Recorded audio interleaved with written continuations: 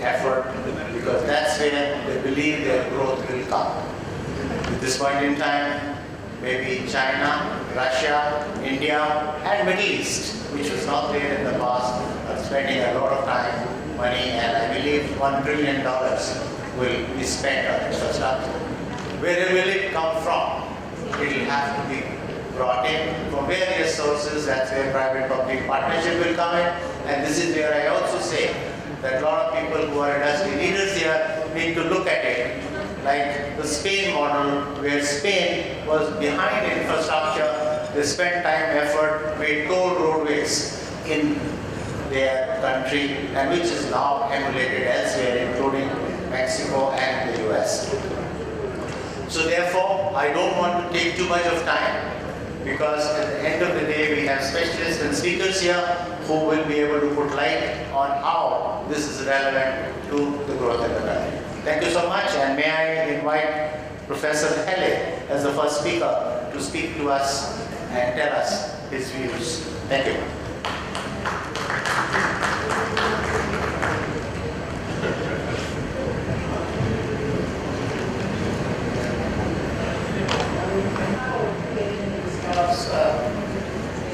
Because I am pretty much an outsider.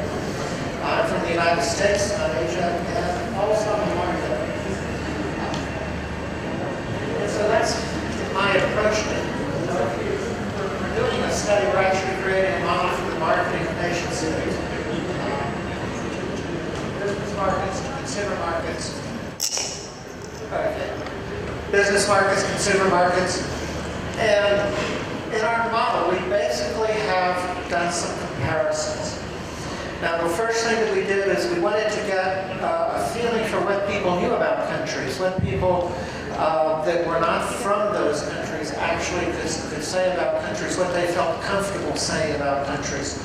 And this is one of the first things that came to mind right here in our study. Number one, only 10% of people, and these were people educated in international business, have started their jobs. They all had business degrees in international business. And we find over 50% of people felt comfortable answering questions about China. Over 40% felt comfortable answering questions about Mexico, but only 10% felt comfortable answering questions about India. And so the only limitation we put on these people was that if they were from India, they could not answer questions on India. If they were from China, they could not answer questions on China, or if from Mexico, they couldn't answer questions on Mexico. They had to be a citizen, either a citizen of the United States or a citizen of some other country. And so, why was India so weak? Why did so few people feel comfortable answering about India, answering questions on India? And basically it's because India has no image. It has no true commercial image in the market. Now, what does a good reputation do for you? First of all, a good reputation increases your tourist input. So that would strengthen the economy. It increases your foreign direct investment. It increases your exports. It increases your ability to attract foreign talent to your shores to help build your country. So a good reputation, and this comes from the Reputation Institute, good reputation is extremely important for a country in promoting its development and economic growth. Now, if you take countries here, now the red arrows basically are pointing at countries that have weak economic reputations, weak reputations in the market. And the green arrows point, of course, towards those countries that have the best reputation in the market. And it has a tremendous effect. If we go a little bit further, what we see here, the red line are those countries with weak reputations. The blue line are those countries with good reputations, with strong reputations. And what you see here is that the countries with weak reputations pay a 300% risk premium. Throughout the recent recession, global recession, they paid a 300% risk premium. And one of the things that is important to consider here is one of those countries with weak reputations was India. The other three were the United States, China, and Poland. Now, The difference between India and the other three is that the other three countries' economies were basket cases. Billions and billions of dollars had to be poured into those economies to keep them afloat and to keep them operational. India, on the other hand, had followed very good policies. India was not hurt seriously during the Great Recession. Now, it was hurt, of course, because it's part of the world, it's part of the international trading system. But it was nowhere close to the state of affairs that you found in China and the United States and Poland. So that 300% risk premium was not because of the economy. That 300% risk premium was simply because it had a weak reputation. Now, what advantages does India have? It's been mentioned several times: low labor cost. The demographic dividend, it's a young country. Because of India's development, which is primarily based on its own domestic economic growth rather than export-led growth such as you find in China, there's no pressure on India to force the valuation of its currency up. As mentioned, it has a growing domestic market. Problem is the infrastructure. All companies, whether they're Indian domestic companies or foreign multinationals operating in India, say the most difficult thing for them to deal with is the infrastructure. So here, the advantage is the planned infrastructural improvements, not really the infrastructure. And so it's extremely important for those plans to be actually carried through. It's extremely important to build the infrastructure to where it is a benefit to the country rather than a hindrance to the country. And of course, free trade agreements. India has some significant free trade agreements. It's part of a growing number of countries, and that should help its economy grow also. Now, what about India? Some of the things that we've already mentioned, the advantages, have drawn a lot of people. And now one of the things that I want to note here, and it was brought up earlier, the provision of business services and information and IT services. And it's really great that India has a strength here, but it's also a tremendous problem that it has a corresponding weakness in manufacturers. But India has done well. Purchasing power parity today, it's the second largest economy in the world. Merchandise exports do outperform services in its export markets. And one of the most important things that has been brought up over and over again is the skill base, the education.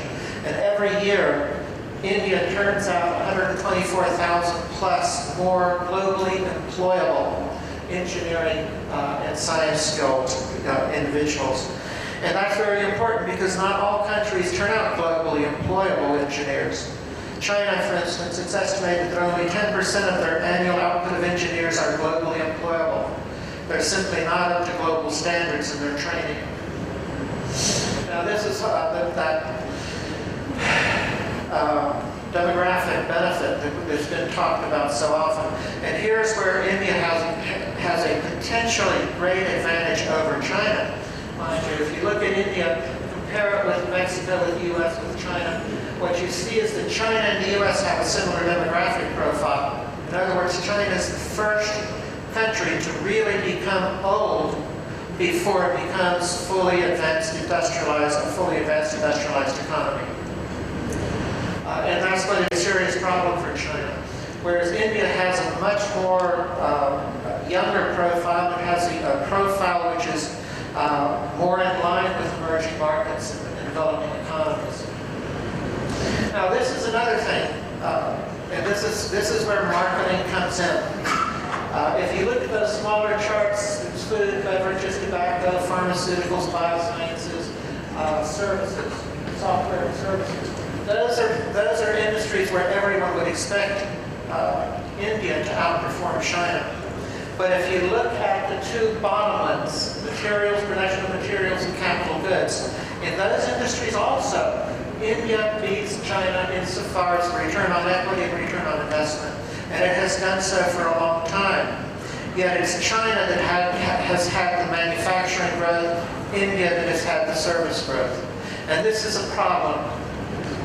And this is the problem. If you look at your industrial sectors, if you look at manufacturing, every dollar in manufacturing GDP creates $1.33 greater improvement in the national global GDP of the economy.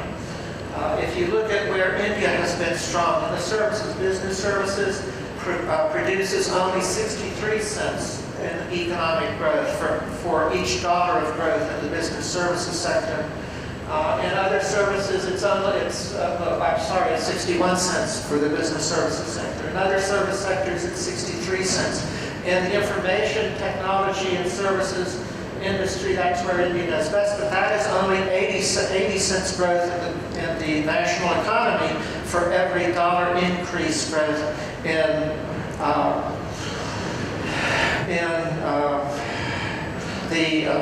the information technology sector. And this is why I said that demographic benefit, that young profile for India's demography is a potential benefit, because this indicates that if you're going to provide jobs for your youth as they come of age and really start working, you need to start generating much more employment. And if we go back to that issue on China getting old, they've had tremendous job growth. They have focused on manufacturing growth. And that manufacturing growth has had a negative effect in recent years, in that, if you notice, I chose Mexico as the other comparable emerging market. China, even though Mexico is a middle-income country, China's wages are now 20% higher than Mexico's. That's a combination of the job creation they've had by emphasizing manufacturing growth and also the aging of their demographic profile. Now, this is investment in infrastructure, and it's very good. We've 2010, 2011, India had an estimated 84% of the GDP invested in infrastructural growth. This is a table including the last five-year program, the present 5-year program, and it shows basically some very important factors here. Number one, India's infrastructural growth is being pushed hard. You're having substantial investments, but even in this 12 5-year plan, you're not matching China's 11%. Now, to an extent, you've had much greater returns on investment on what investment you have put, because China's had some very inefficient investments in infrastructure, overemphasizing the Beijing to Shanghai corridor, putting in the most expensive rail line in the world, all these for political reasons, not for economic reasons. But so, this is why I go back to this chart. India has to market itself. If it's going to attract the foreign direct investment, if it's going to build its export growth, it has to market itself. It has to bring out its successes. And India has had tremendous successes. For instance, England left India with 2 rail systems. They didn't agree with one another. Not long ago, in the 1990s, India was able to mesh those 2 rail systems together, in effect increasing very significantly the efficiency of its rail system, but nobody outside India ever heard of it. They didn't know it, and those few that did hear about it frequently didn't understand the implications for the efficiency and the growth in infrastructure in India, and it's something that should have been marketed. It's something that should have been presented to business investors across the globe, and it never was. And so the marketing of India's effectiveness, the marketing of India's benefits, the marketing of India's successes is something that really does have to be considered an important issue for the future. Thank you.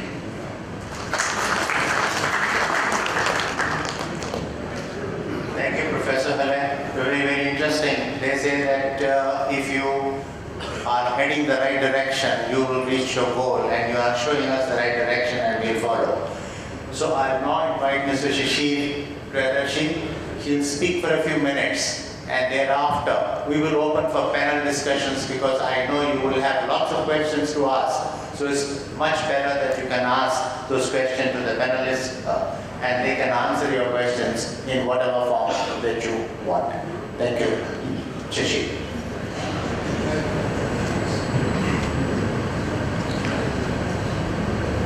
Thank you, Mr. Batra. And my sincere thanks to the World Trade Center Mumbai for asking me to be here. As you said, I don't have a speech. I'm more willing to answer questions. But what I do want to share with you in the next few minutes is this perspective that I think I have of having been an Indian and having looked at India, but from outside. I've been in Geneva with the World Trade Organization for the last 15 years. And increasingly, and this may come as a surprise to many of you, we in the World Trade Organization are increasingly looking at infrastructure. And I'll give you a small historical anecdote on why. You know, the World Trade Organization consciously endeavors, since the past many years, consciously endeavors to provide more preferential access to the weaker, poorer countries, to the least developed countries, to countries in Africa. And we do it by providing that greater market access. Because these are the countries in which globalization and liberalization has always been viewed with a certain degree of suspicion, with a certain degree of apprehension that the results have not come about. But after many years of providing this preferential access, the feedback we got was that the countries are not benefiting to the extent that they should have. And the main reason, and there are a number of other reasons too, but one main reason was the lack of trade-related infrastructure and the lack of supply-side capacity. So an organization like the World Trade Organization, whose focus is to just make trade freer and fairer, actually started looking and coordinating this global initiative on aid for trade-related infrastructure. And you'd be happy